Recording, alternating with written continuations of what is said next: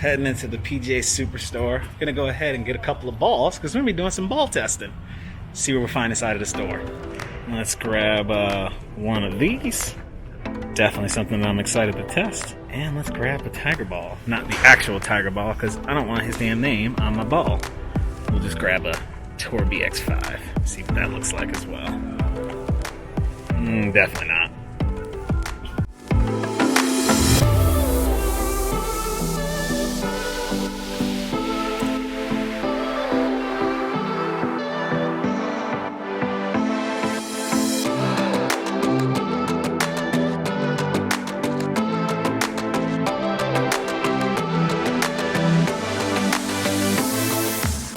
Thank you very much for tuning into my YouTube channel. My name is Kenny. Some of you may know me as Kennie Kat. I am a competitive golfer, and this channel is dedicated to my journey on what it takes to become a better competitive golfer. If you do happen to like this content, the best compliment you can pay me is a thumbs up, and do not hesitate to hit that subscribe button below and ding that bell icon. It gives you notifications every time I post a new video. I figured I would just start this video addressing why I'm looking at testing a different ball.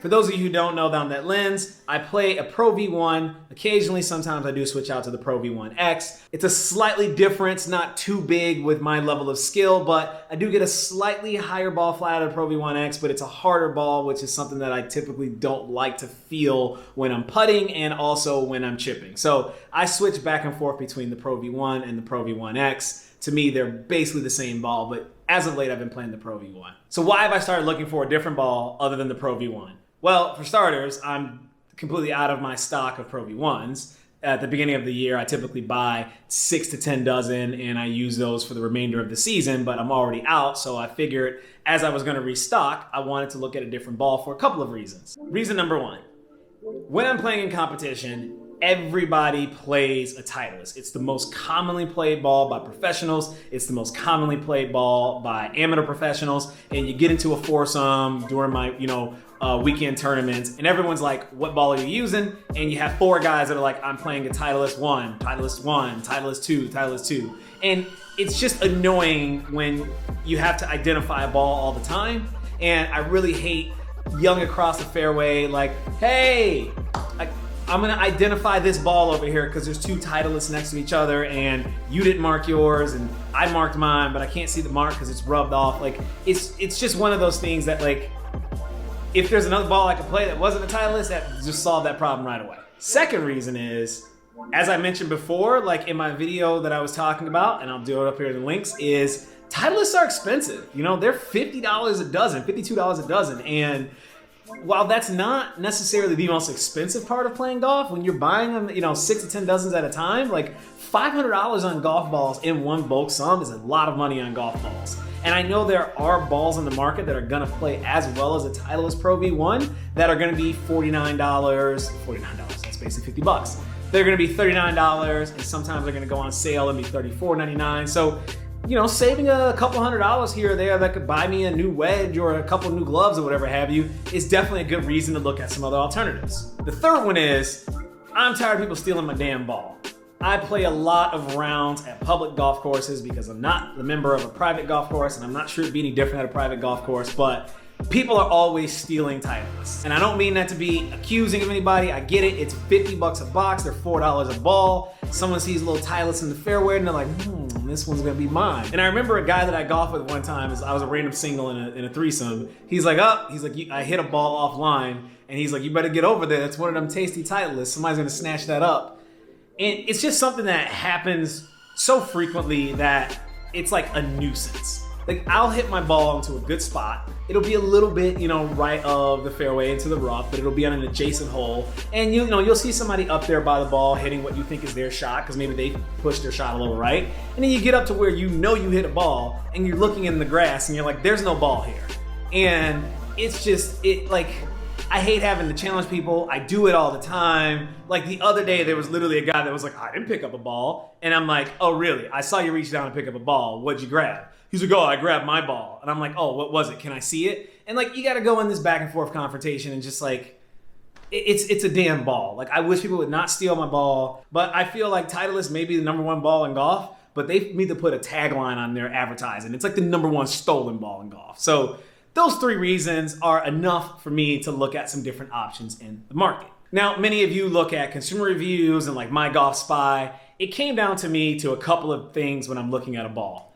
I have to like the way it feels when I putt, and I have to like the way it feels on my short game. So obviously, as you saw from the beginning of the video, I came across these 2 balls to start my testing. The Bridgestone Tour BXS, that's such a long, like, some of these names on these balls are just ridiculous. The Tour BXS and the Taylormade TP5. This is the same ball that Tiger Woods plays, and of course, like, marketing does work. If Tiger Woods plays it, then like, why not give it a try? It got a good rating on My Golf Spy. It's a quality, you know, tour urethane covered ball. It's gonna have good spin, so I wanted to give this a try because I think this is a ball that goes on sale enough for me to get it for cheaper than $50 a dozen, and I don't think most people are stealing Bridgestones. That ain't true. I was golfing today with my test, and there was a guy, and I hit this ball really far right, and I saw him go over to it, and he picked it up, and he did the old, like, you know, when someone's like looking at a ball trying to figure out what it is, and they're like, what is this thing? And he was just about to toss it back until I came over, and I was like, hey, that's my Bridgestone. Put that ball back, bro. But something tells me if I had the ones that literally had Tiger Woods' names on it, there's no way he would put that bad boy in his pocket and just kept on moseying about. Stop stealing my golf balls. Tour BXS, I'll keep this one for myself. I knew this ball was going to have a cheap price or cheaper than Pro V1 price. I knew it was gonna have good short game performance because Tiger's all about his short game, and it got a good rating on My Golf Spy. And I also think that, you know, it's a ball that not a lot of people play, and I wouldn't pull up to a foursome and everyone's playing Bridgestones. It'd be very easy to identify just by looking at it because it has a different covering than a Titleist ball. And then obviously I went with the TP5, mostly because so many tour players that have left Titleist have went to this ball. I've seen them on sale many times, and I also know from playing this ball that it is a really good quality ball, and it's got characteristics that are just as good as the Titleist Pro V1. All right, so this isn't gonna be any scientific test, but this is just kind of like giving you an example of how I choose balls, and maybe that'd be helpful for you to choose them. So I'm just gonna go through my notes because I did take some notes, and I went out onto the practice screen, did some chip shots. And then I've actually got some data later in the video that I took with my Flight Scope Mevo to talk a little bit about spin characteristics and ball flight characteristics that I saw from launch monitor data. So I want to talk about putting first. The Tour BXS was interesting because it had a firm feeling off the face of my putter. And this could just be the Scotty Cameron that I use because it has that like black metal insert, but it felt very dead off the face of my putter, and it made a like dull sound as I made contact with the ball.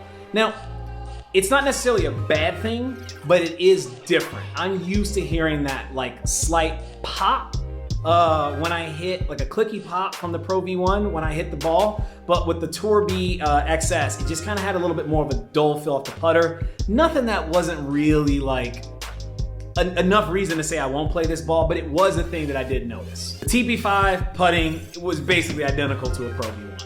Like, it looks the same, the cover feels the same, the ball dimples look the same, it makes the same poppy, clicky noise off my putter face. Like, in my opinion, the TP5 feels exactly like a Pro V1 when you're putting it, and I'd have to imagine the TP5X feels just like a Pro V1X when you're putting it. So from that perspective, it was exactly identical, and thus the performance was exactly what, you know, I'm used to. So I enjoyed it because it was something that I'm familiar with.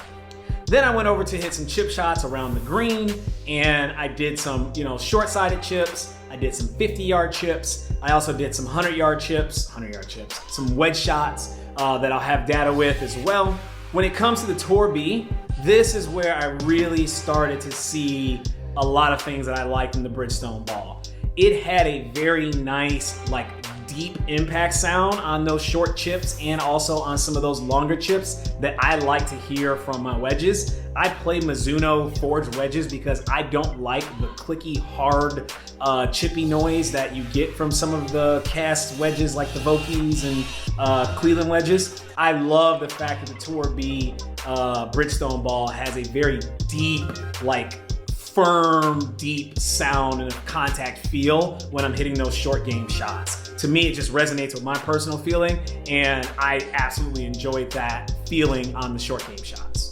The TP5, Again, no difference there. I saw the same response that I normally see with my Pro V1 as far as spin. The TP5 had a little bit of a clickier sounding noise that I'm typically used to from the Pro V1. Again, in the short game category, it felt identical to a Pro V1. It was completely non-discernible the difference between the two.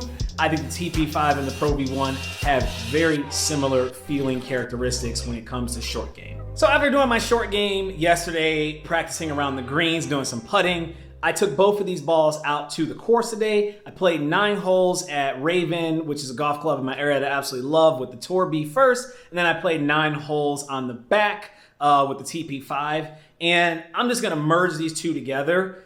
When I got into a performance environment, right, and all of your senses start kicking in and you start thinking more about the golf shots themselves, the balls basically became a secondary thought. They weren't even thought. Other than the lining of the Bridgestone up on the putting, I literally had no difference in my playing game or playing numbers or playing characteristics, which is exactly what you would expect from 2 tour caliber balls. The Bridgestone flew just as far as the TP5. It had just as much height and it had just as much spin on the short game shots. My irons felt the exact same. I mean, through the bag, I didn't notice a single difference in performance between those 2 balls for the vast majority of the round. And I think that's kind of the point of these balls in the market. And I know that there's a lot of stuff that goes into testing balls and there's a lot of like sites that get into the nitty gritty. Like, I'm a decently skilled golfer. I'm not the best ball striker in the world. You know, I'm still hitting, give it a 50-cent piece in the center of a club face around the center of the sweet spot. And I'm not noticing any performance differences between 2 quality balls. Like, there wasn't anything that happened today that I wouldn't have expected to see with the Pro V1 or any other balls that I've played. Everything was exactly where I expected it. My short game shots were good. The ones that I knew I wasn't going to get any spin on because it was wet and dewy in the morning, those had no spin. The wedge shots that I expected to checked exactly like they did. And I think that just goes to show that when you're dealing with a $40 or $50 tour quality ball, I think a lot of this market space has pretty good characteristics for most players. I thought in my mind that I saw the TP5 going a bit higher. It was a little bit more windier today, and I felt like the TP5 just had a more penetrating flight. This was a feel to me. I don't know if this was true or not, so I took it over to the Flight Scope Mevo, and I basically hit, a few wedge shots, a 7-iron, and a driver just to get some data. And here's what showed up.